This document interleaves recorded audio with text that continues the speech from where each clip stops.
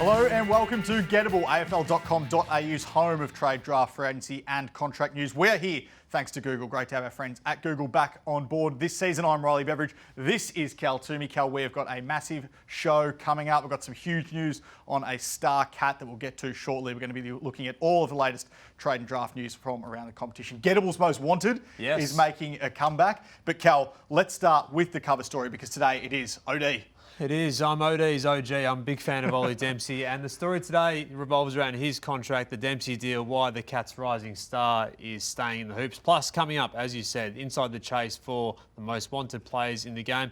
Clubs in the USA. Oh, not again. 5 scouts head to the States. We're going to reprise that song. And the 5 things West Coast must do to get rolling again. Let's flip the page because it's all about Ollie Dempsey, the Cats' rising star winner. The latest news is that we can bring you today. The Cats' rising star is set for a 4-year extension. That's close. Yep. That'll be coming very, very soon. That'll take him to 2029 when he will hit free agency. So he's out of contract this year into his 4th season.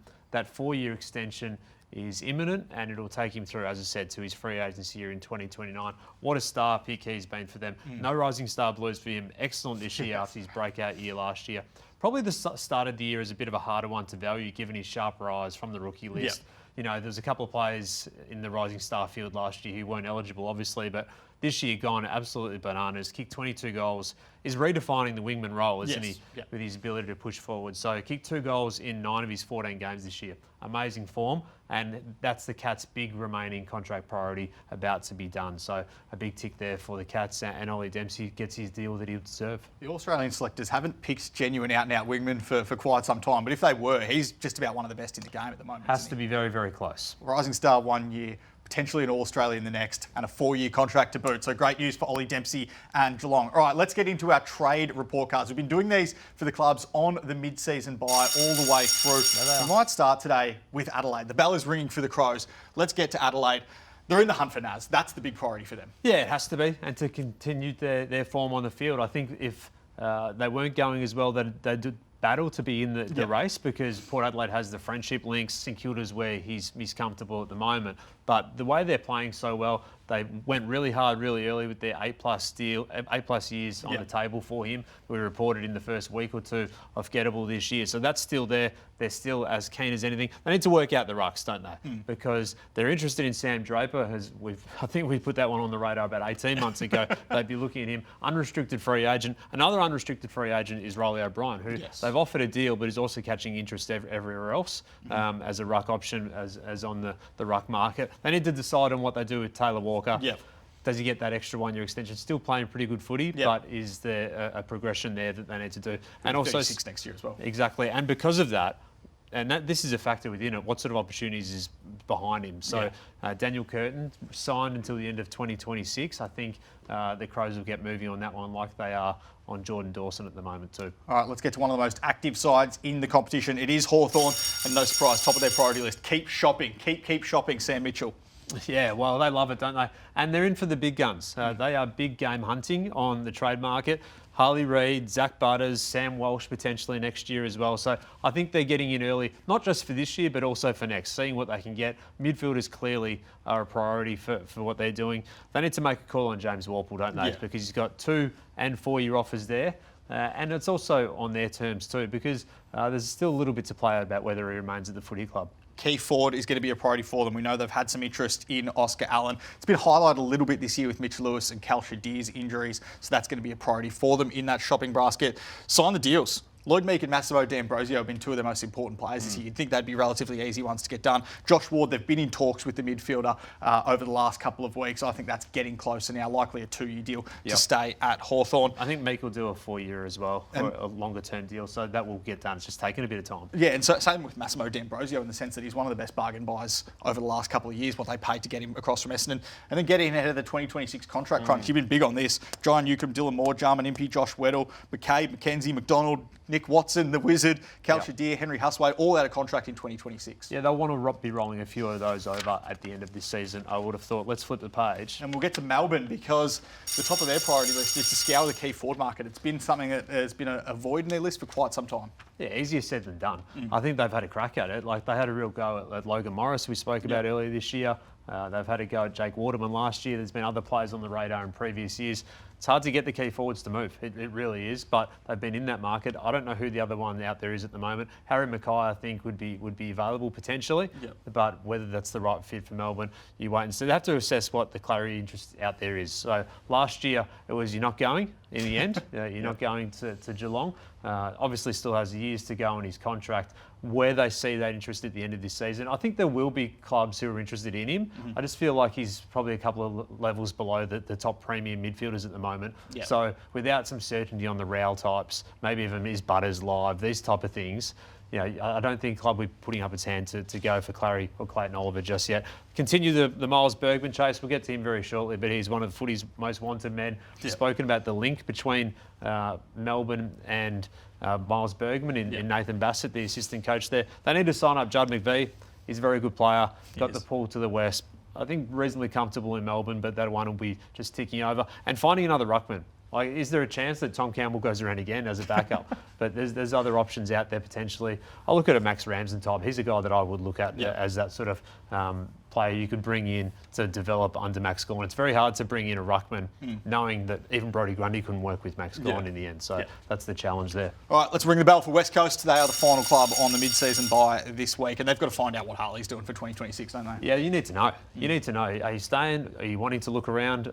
And what the options can be among that. So they need to know what that is. Silence is golden potentially, but also if there's going to be a decision at the end of the year that goes a different way or a request or some interest in that, you need to be planning for that. Speaking of planning, I mean, the Oscar Allen call now is really interesting, whether he does get back at all this season. And also, is that the best thing for West Coast for him to play at the end of this season? Because if they can manage to negotiate an outcome where you get pick 2 out of Oscar Allen leaving, I think everybody wins. Yeah, and that's where locking in their draft order becomes so crucial. They've already got 2 early picks, pick 1 and 14 as part of last year's trade period as well. But if that's 1, 2 and 14, that looks very good, doesn't it? Yeah, it does. It does. And the other bit in that is how do you generate another pick? So what sort of test the market, see what Liam Ryan could get on the market. And they're also looking at Darcy Cameron as a ruck option. They've fallen down in the ruck in battles throughout this season, so that's an option for them. They might need a pick to do that too. Some tough list calls are coming. Out of contract players there, including Jaden Hunt, Campbell Chesser, Premiership player Tom Cole, and get minied. This is where Andrew McQualdy gets his chance to really make his stamp on what sort of players they want. He was obviously only appointed just on the verge of the trade period last year, so this is the first chance as a whole year progresses to work through his list, his type of player, and what's going to suit his game style. All right, let's get to some under-18s action because there was a big game on the weekend and South Australia moved a step closer to their first under-18s title in quite some time with a huge 76-point win over Western Australia. It was Cam Nairn that did the damage. Oh, he was awesome. 7 goals. This is one of the great under-18 performances from a goal kicker in recent years. Kicked 3 goals in the first, 1 in the second, 2 in the third, and 1 in the last. So contributed all the way through. He's really, really crafty, and that's the type of player he's been throughout this season, playing for Central District. 189 centimetres, averaged 2 goals a game at SANFL level under-18s there. So been a surprise packet in the early stages of this year. Now has done it under-18 championships level. So a really promising performance from Cameron Nairn there. Dyson Sharp, well, I don't think you can say a bad word about how good Dyson Sharp's been going over the past month. He was absolutely amazing over the weekend. Probably unlucky that Cameron Nairn kicked 7, otherwise he would have been the absolute clear best on ground. 33 disposals, 6 clearances, 7 tackles, 2 goals. There's not much more he could be doing over the past month. Been close to best of field for 4 weeks in a row. And getting it on the outside more and transitioning a lot more in the last couple of weeks as well, which has been really impressive for recruiters. Yeah. What about Aiden Schubert? No, well, he's just on Sharp. He looks a sure thing to win the Lark medal now, I think. So he's a war horse. He puts the team on the side of his shoulders and just takes it with him. Schubert has been a real promising player out of the championship so far. I've loved what I've seen from him. Coming to the championships with a bit to prove, and I think he's done that. Kicked a goal on the weekend, 21 disposals. He's hitting the scoreboard, has 8 goals in the 3 games, but also proven to be more than that. 195 centimetres, moves around the ground well, competes in the air, can pinch hit in the ruck. Definitely risen up to be in the top rungs of tools. Flipping the page over to Sam Cummings' performance. He's a guy who, through the midfield and forward line, just continues to bob up. Had 15 touches over the weekend. Look, they all dominated against WA. It was a poor performance from WA and a blistering one from South Australia. But Cumming was really good and he's able to produce some eye-catching stuff in the air as well. So, very steady player. Now let's go to some Mitch Marsh vision as well as we will. Oh, not that one. We're going to run with this gag all year. Not the bison. All year we're going to run with this gag. That's the wrong Mitch Marsh. Let's get to the other Mitch Marsh. The other Mitch Marsh was steady again with 2 goals, 3 behinds.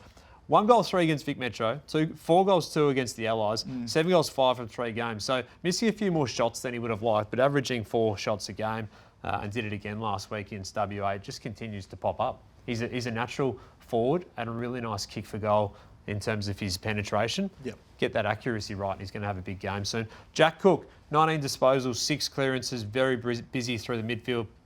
Kicks it nicely. Played an important role for SA in their on-ball unit. Tackles hard as well, and so not a big body, but competes well at the stoppages. He's actually the son of former Crow Tim Cook, but not eligible for father-son status there, as is Mitch Marsh, not eligible for father-son status. And let's go with the one WA player I just wanted to throw up because it was a pretty quiet performance from a lot of their guys, was Sam Swadling. 20 touches. He was WA's top ball getter, provided some good moments in there. At his size, at 187 centimetres, he can bring a bit of a point of difference. Yep. But hopefully a better performance from WA coming up at the end of the carnival. Yeah, hopefully. A couple of weeks off now before that double header at Marvel Stadium in a couple of weeks to continue the under-18s champs. All right, let's get into one of our favourites. We did this last year. It is Gettable's Most Wanted. Let's bring up the names. Here they are. Have a listen to the music. Oh. I feel like I'm in the good, the bad and the ugly. Bit of John Wayne there, Cal. No country for old men. All right. Clint Eastwood, move over Clint Eastwood. There's a new sheriff in town. It's Nazaya Wanganeen-Milera. So do the film.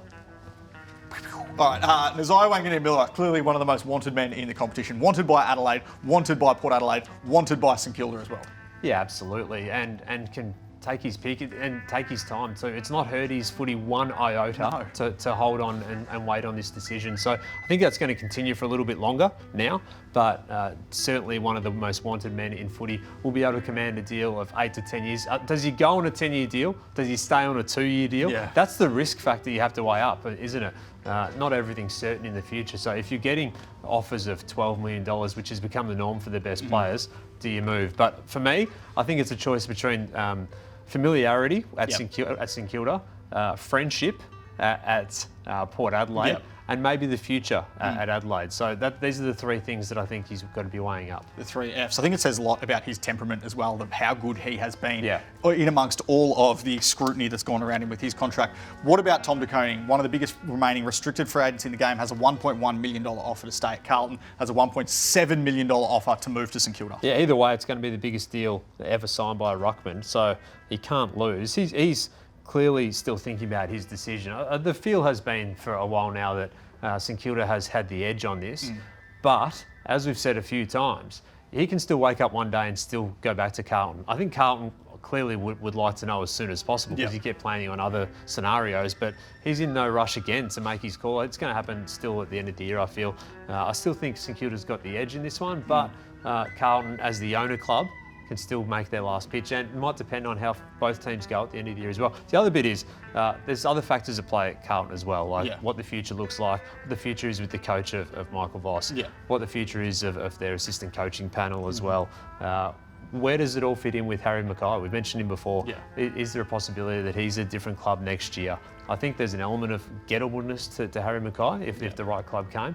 Is the timing going to work though to add more money from what Harry Mackay would leave and to throw into the offer for Tom De Koning? It probably doesn't quite match up, but that's still things they have to consider. And they have to come up with contingency plans as well, because you don't only have to look for a new ruckman if Tom De Koning does leave the football club, but you've got potentially another $1 million to spend on a Miles Bergman or someone like that, who we'll get to very shortly. What about Matt Raal? Because I reckon you put on the radar earlier this year, there was 4 clubs in Victoria that were chasing Matt Raal. Gold Coast obviously still really wants to keep him as well. It's the latest here. Well, the latest is that the indications are more and more that he's more likely to stay. But this has been a decision he's been wrestling with all year. I think the pull of home is real for him, But the ease of actually moving from a club that he's been at for 6 years and been a big part of is a challenge. It is a real challenge, and that's why the clubs in Victoria the sense is that it's more likely that he does the 2 years through to free agency. As yet, though, nothing official, no real contract talks, no real contract offer. But I think if this one drags on another couple of weeks after this, then I said panic buttons a couple of weeks ago. What's the extreme version of the panic buttons at the bye? It's been the bye now for Gold Coast. It hasn't. It continues to be stretched out. But I think the field generally has been more likely to stay. But still, I still watch this one with interest because it's been something he's been wrestling with all year. All right, let's get to one of the most wanted men in footy. I think like move over. Move over everyone else on this list.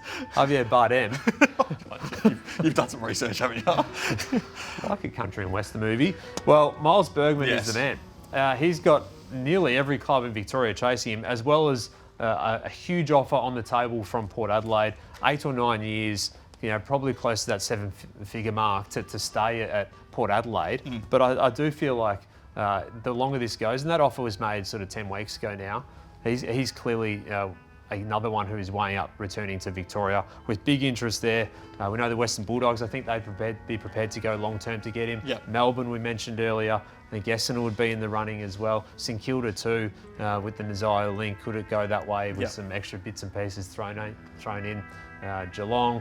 Yeah, I think all of these clubs are going to be right in the hunt for him. And Carlton too, if they did open up the pick for Tom De Koning, would be chasing him. So not a man without options. No. And the Western Bulldogs, who are into Miles Bergman, they're an interesting one for a lot of these players, given what do they do with a Matt Raal, a Miles Bergman, a Zach Butters in a year's time. He's a gun. I've been saying this for years. He's a gun. I think only people are starting to pick up now how good this guy is because he's moved to the midfield. You don't have to be midfield to be a good player, but he's playing everywhere.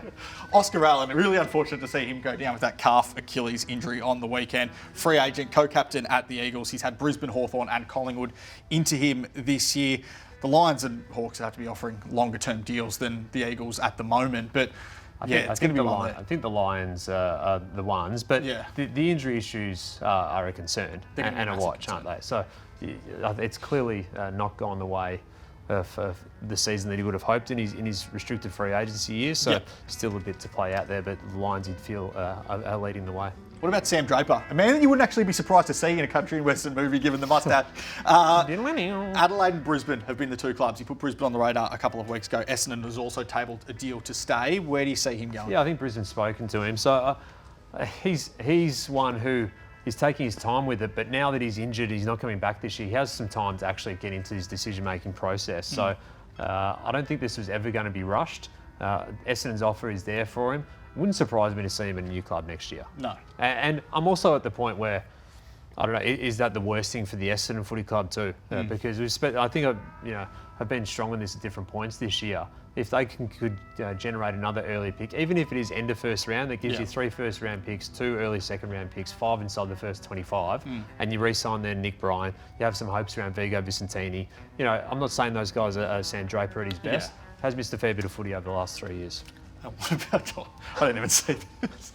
Harley Reid, one of the most wanted men in football. Here we go. Good. Every club is after Harley. Didn't know that was coming. Look, at the moment, the feel in Victoria is that it's more likely for him to stay in Western Australia. But as with Harley, and this will keep everyone happy that looks for our Harley mentioned every week.